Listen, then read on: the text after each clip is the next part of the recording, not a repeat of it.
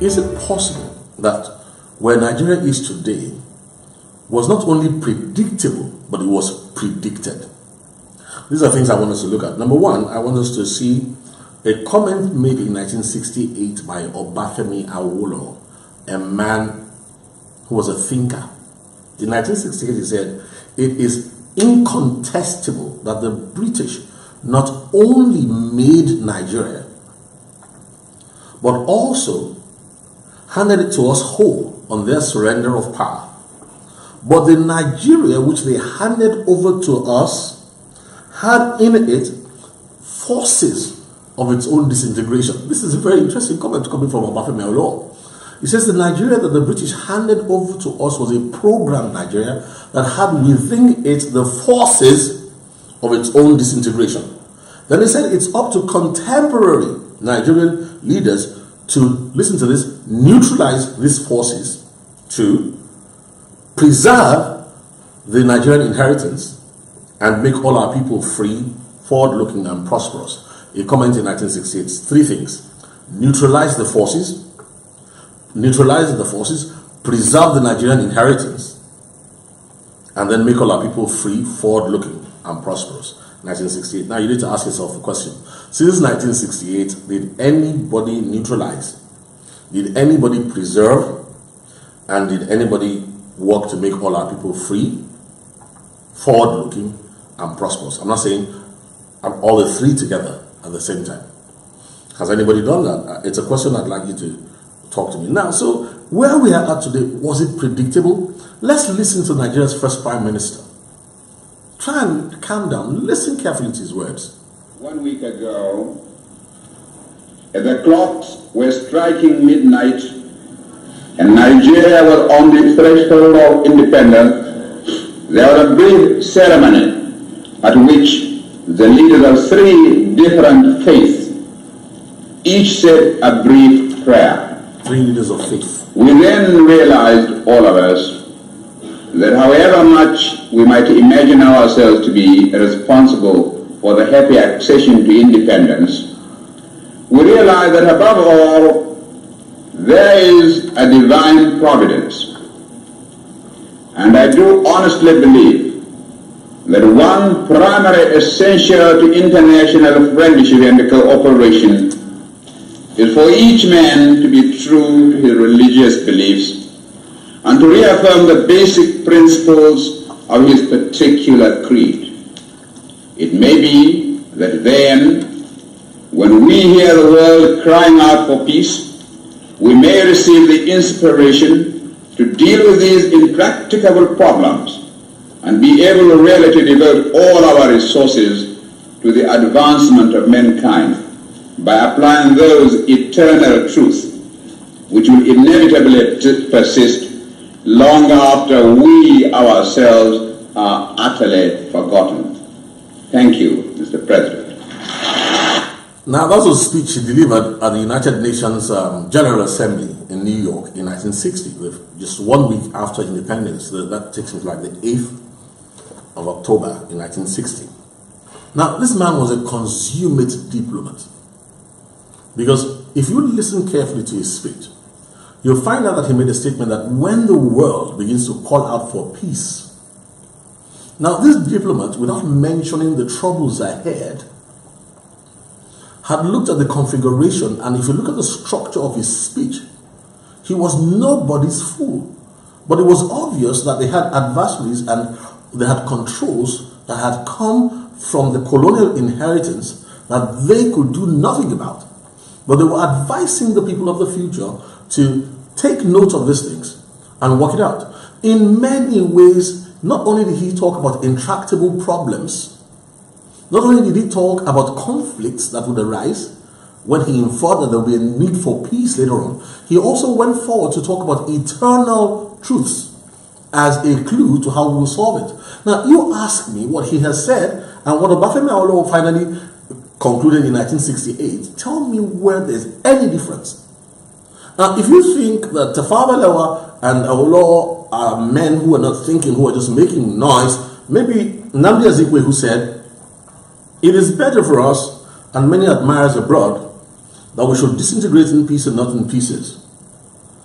should the politicians fail to heed the warning, then I will venture the prediction that the experience of the Democratic Republic of Congo will be child's play if it ever comes to our turn to play such a tragic role that was in 1964. Predictable and predicted. There is some of tomorrow inside today. Only beasts, animals, and fools ignore this eternal truth. Now, let's find out.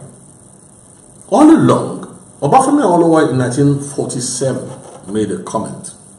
Now, I want you to watch the progression, see the comments in 1968, what Tafawa Balewa said in 1960, but I just want to go back again into yesterday to show you how we were being molded, how we were being influenced. Nothing wrong with that, but there comes a time when we need to get wise ourselves. I always said Nigeria is not a nation, it's a mere geographical expression. The word Nigeria is merely a distinctive appellation to distinguish those who live within the boundaries or the borders of Nigeria from those who do not. This was a comment he made as a younger man in 1947. Now, in 1958, he said something. He said, at the conclusion of the Constitutional Conference in London in 1958, I had an overpowering feeling of foreboding. That is, he had a dread. He could see there was something coming up ahead. He said there was something untoward, that's a nice way of saying something terrible, was going to happen to Nigeria.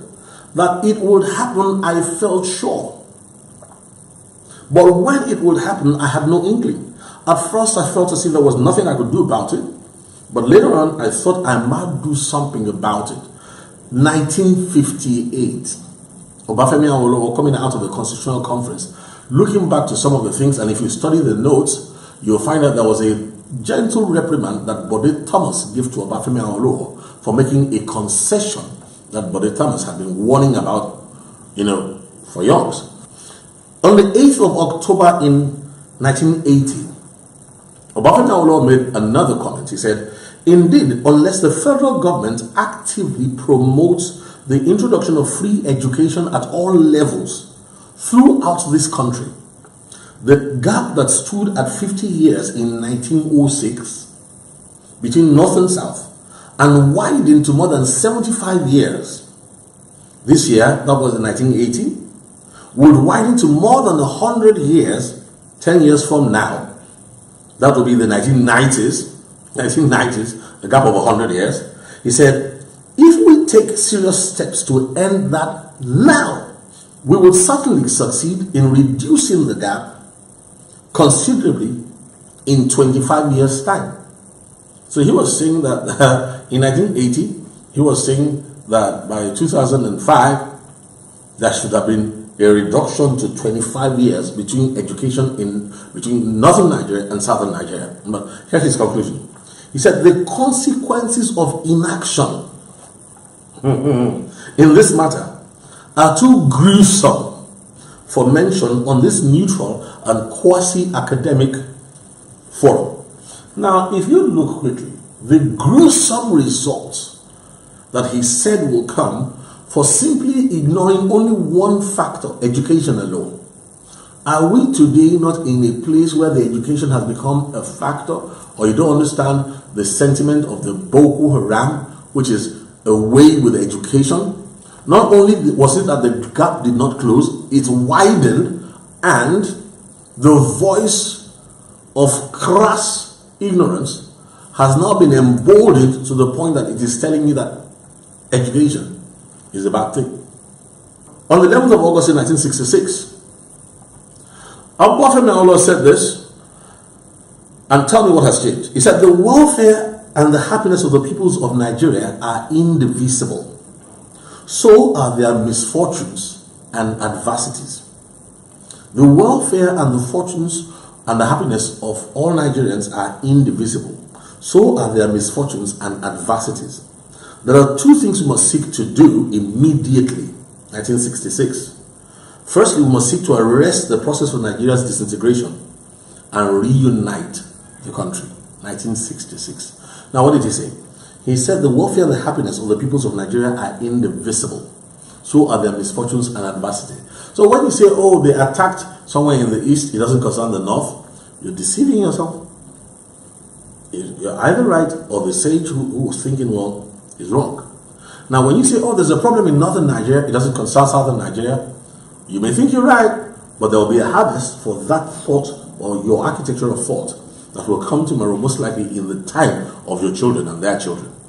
Although you taste some of it before you go. On the 6th of July, let's go back again, in 1963. And listen to this comment. The ranks of people with empty or half-empty stomachs are increasing daily. 6th of July 1963. He said half-empty stomachs are increasing daily by the hundreds. Many a youth sees the future as a long vista of bleak and hapless journey. They look with expectant yearning to the powers that be, but they receive no favorable response. He says, why is there no response and no favorable response? And this was in 1966. Look at what was happening then. He said, because the existing powers in the land are much more preoccupied with devising ways and means for the destruction of their political opponents than with catering to the best interests of the millions who are hungry but are not fed, who have not but are not supplied. The youth are no longer, the youth are no longer looking to the powers that be anymore in this country. Young girls are making their trips to European nations to go and become prostitutes. You should just go online, go and check some of these things. Some of them don't even have houses. They live in thickets, in grooves, in bushes. Young men, young ladies are trekking across deserts, drinking their own urine. Many of them get killed. Many of them are savage. Many are taken in slavery. As we speak right now, not only Nigerians, but Ghanaians, you name it. West Africans especially. Our youths are being sold as slaves in Arab slaves markets in Africa here. You lost $300 can buy you somebody. The value of human worth has gone to a low that was worse than 1966, 1963. 25th of April 1970. Out of the 60 million inhabitants of Nigeria, 1970, almost 200 million right now, but there was 60 million then, over 90% in 1970 lived in abject poverty and squalor, subsisting on 4 shillings a week per capita, having most insanitary shelters for houses, and wretchedly clad. About 80% are illiterate. Practically all of them suffer from one kind of preventable disease or another, and only a very small percentage indeed can be said to be free from the bondage of superstition, fear, and greed. One of the phenomena in the present day Nigeria, remember this was 1970, is a situation in which stark ignorance and extremity of poverty live side by side with high sophistication and dazzling affluence. Now, you tell me, if indeed all these things are true, is there not a lesson to learn about today and tomorrow? Now, on the 18th of December in 1961,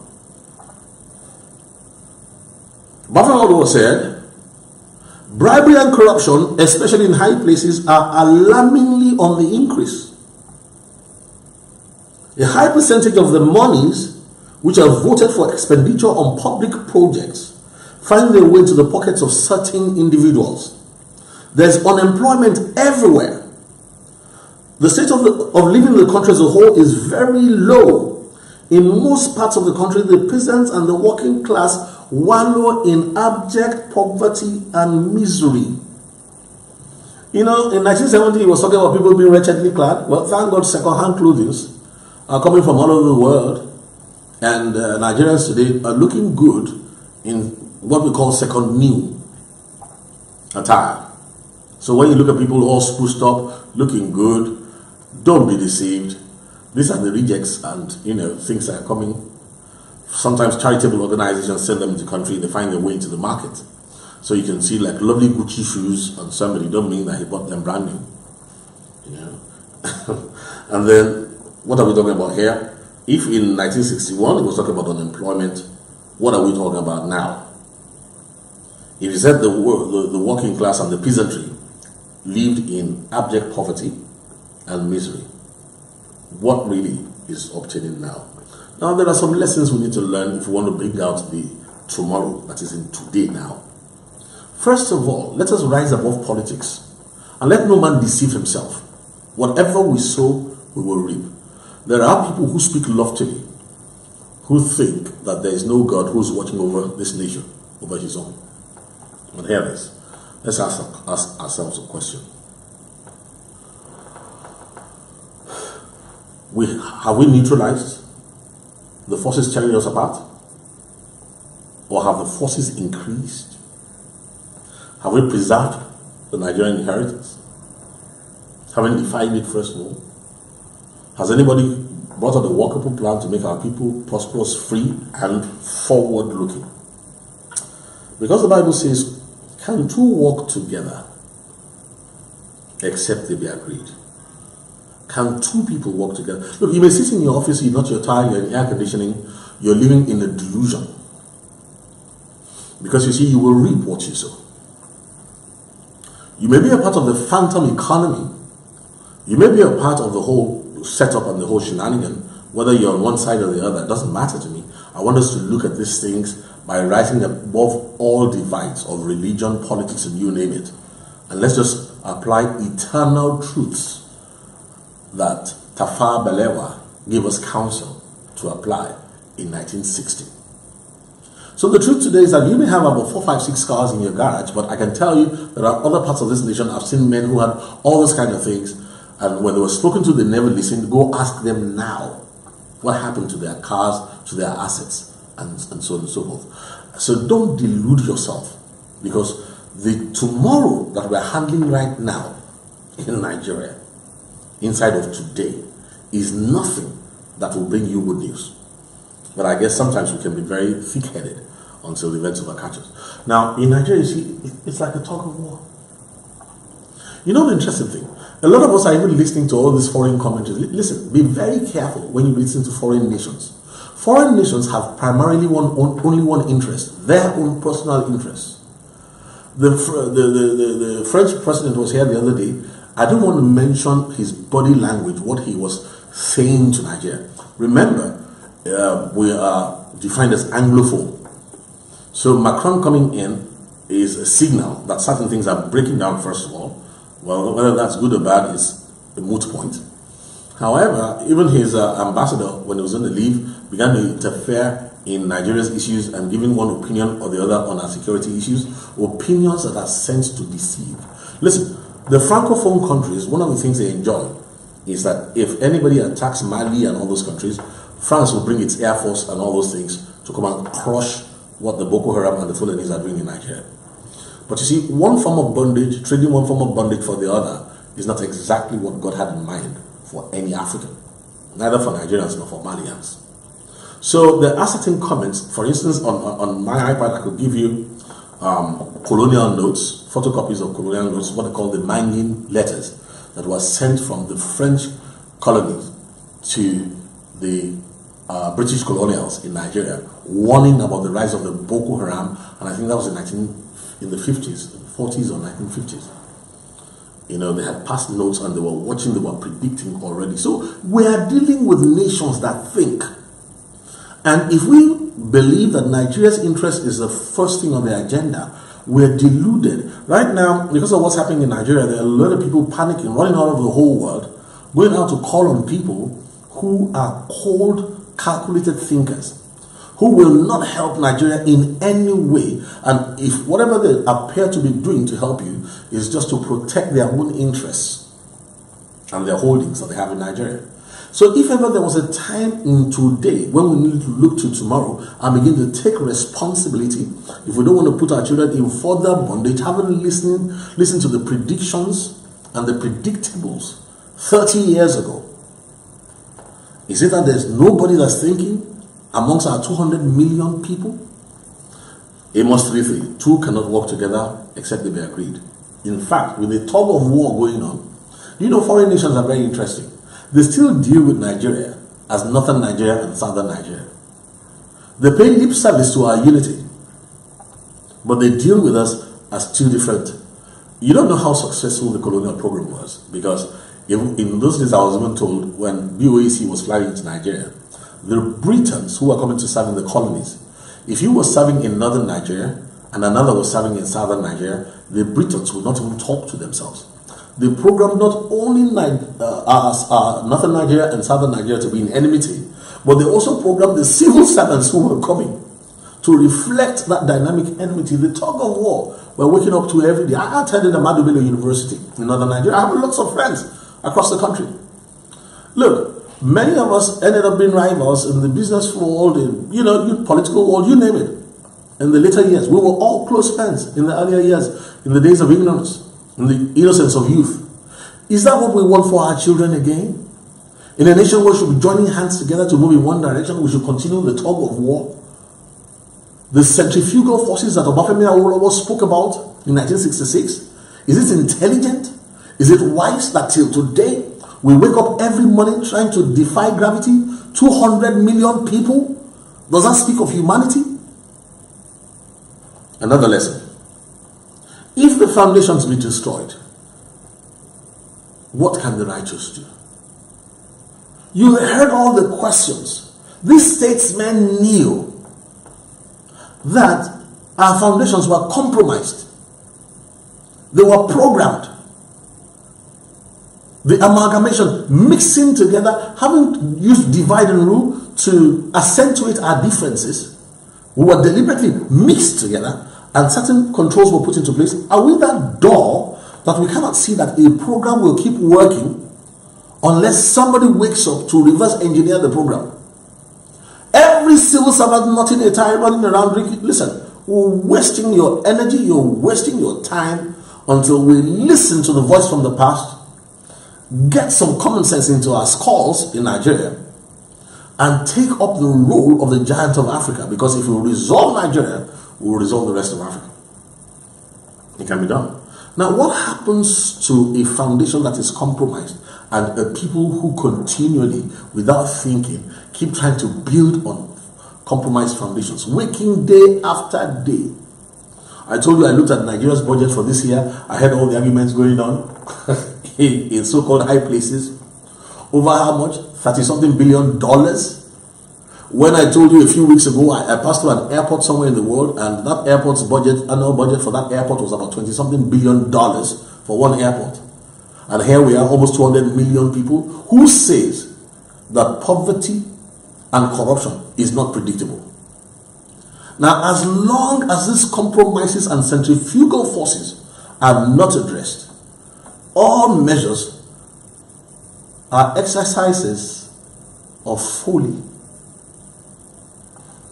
What happens when you remain stiff-necked and warnings come, rebukes are coming, but you say, no, I don't want to listen? Let's look at the tomorrow that is in today. As long as we continue in this trajectory, this predator-prey principle mentality, centrifugal forces that have not been neutralized, a national heritage that has not even been defined, talk less of preserved, a concrete plan to make us free, prosperous, not survivalist now, free, prosperous, and forward-looking, to leapfrog us from the ancient practices all over the place, from agriculture to you name it, and to leapfrog our nation to where we ought to be. As long as there is no visible intelligence at that level of planning, all the warnings keep going, the foundations are compromised, centrifugal forces are still rolling, we wake up every day feeling better than our neighbor, like beasts in the jungle. Ultimately, I can ask you a question. Please, what is these children, the young ones right now, what did they do to offend you? Whether you're in the north, south, east, and west, When will we be able to amass a critical number of statespersons who can rise above the divisions of politics, religion, and you name it, to address these issues that remain there, the elephant in the white room? What did these children do? We asked them to keep praying. With all the prayers said between 1947, listen to all the things that were said, between 1947 and 2019, 2018, right now, with prayers increasing, that's all we talk about. The misuse of religion, which is even one of the centrifugal forces that's been exploited. Is it going to be that later on in history, many years to come, when men will find out that they're just mortal and that none of us will be here forever, and that the fact that you're holding a high hand today doesn't mean that there's anything, that's going to be worthwhile for you 10, 15, 20 years from now? When are we going to learn any lessons from history? Let me say this, 50, 60 years from now, history is going to be very unkind to a lot of people that we are speaking well of today. History will put them down as naywards, lickspittles, and people who could not hold thought.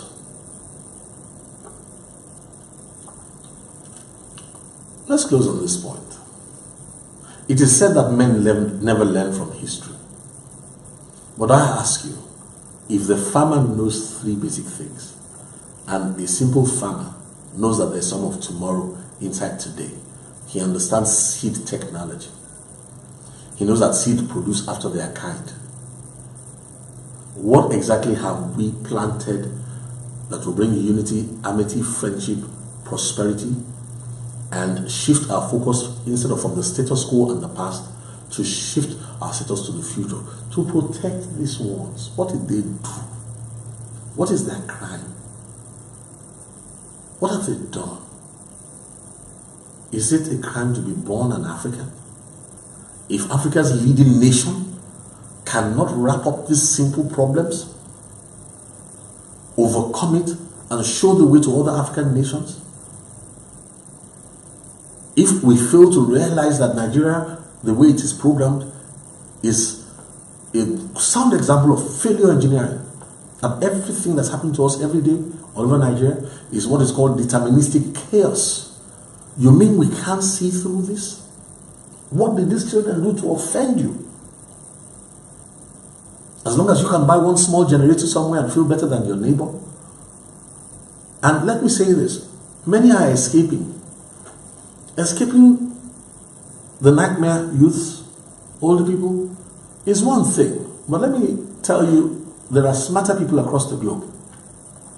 For every African that escapes into foreign lands, don't forget that Africa still has about 60-something% of the raw materials that the world needs. So while people are going to be shouting about immigration, don't come, they are smiling. People are laughing. Why? The less number of Africans in Africa, the easier it will be in the future to recolonize Africa with a new name.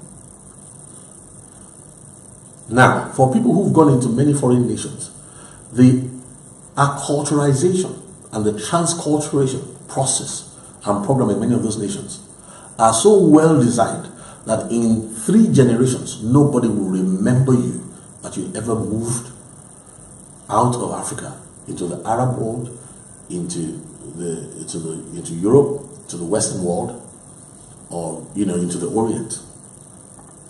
The only memories of you will be children whose colors would have been diluted. They will never speak the language your father spoke to you. Their mothers will never sing the songs that your mother sang to you.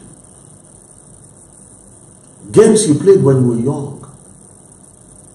Things that God will look down from heavens and be happy that at least his people are making progress in Africa in some areas.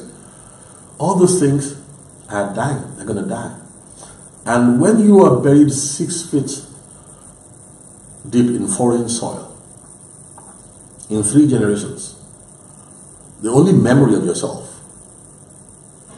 will probably be the tax records and the brief mention once in a while of a mulatto, quarter caste, or Oxford, who says, yeah, I had some ancestors who came from Africa. That's all there's going to be. And listen to me. Until we make Africa work, until we produce one nation in Africa that works, where things work well, that is able to leapfrog to the forefront of civilization, where life has value, where potentials can be maximized, the world will never respect us, and they will continue to look at us as the TQ, the Tertium Quid. Please, if you haven't listened to my broadcast on the Tertium Quid, please go get them. But for now, this is why I sign out. I'm just pleading with you. Think about it. There is some tomorrow inside today. I can read the tomorrow of Nigeria right now. We need people who can think, whose architecture of thought. There needs to be a gravitation. There needs to be people who can recognize that the leadership selection process of Nigeria has been programmed in a way to produce toxic leadership. So except by an act of God or the mercy of God, the leadership selection process has been compromised for about 7-8 decades, more than 80 years. Somebody needs to turn them right. Thinking people